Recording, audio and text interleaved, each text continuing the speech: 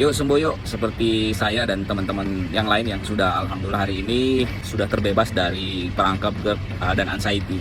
Keluar dari rumah, jangan pasrah dengan kondisi, jangan terlalu larut dengan sensasi, mikirin terus penyakitnya, mikirin terus kenapa keliengan, terus kenapa nih perut begah terus, kenapa nih keringat dingin terus, kenapa nggak boleh cuma sedikit tiba-tiba sensasi muncul semua gitu. Jangan fokus sama sensasinya, jangan fokus sama penyakitnya. Ya kalau Anda mau mikirin penyakit ini, ya kalau Anda mau fokus sama penyakit ini, fokusnya kemana?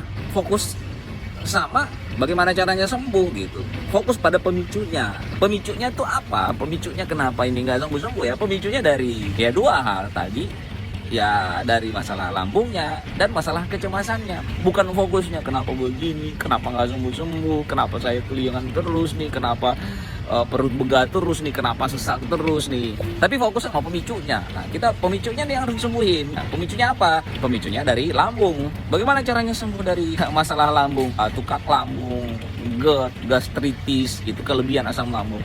Ya cara sembuhnya dengan pola hidup yang sehat. Dan pola hidup yang sehat ini tidak cuma 1-2 hari, harus konsisten dan disiplin. Terus apa lagi? Minum obat. Nah, bisa dari obat-obat warung, boleh juga. Obat yang diresepkan oleh dokter, boleh juga gitu. Ya, walaupun risiko obat kimia itu kan lebih kemana? Risikonya ya tadi efek samping ya. Nah kalau mau aman seperti yang saya lakukan ya, alhamdulillah tuh saya ketemu dengan herbal dari Cina ya, TCM, Traditional Chinese Medicine. Nah insya Allah ini aman ya, aman untuk kita konsumsi bahkan untuk jangka panjang.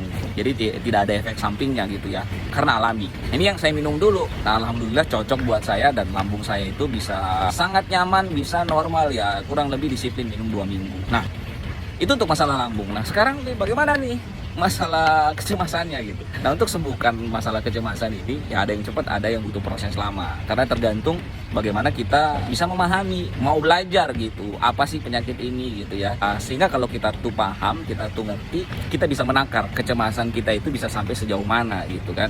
Nah seperti itu, dan perlu dilatih juga gitu ya, karena kalau kita mungkin sudah bertahun-tahun pola pikirnya sudah terstigma ke hal-hal yang negatif, ya mungkin butuh proses untuk bisa akhirnya kita kecenderung ke arah berpikir positif. Nah seperti itu, selamat berjuang teman-teman semua.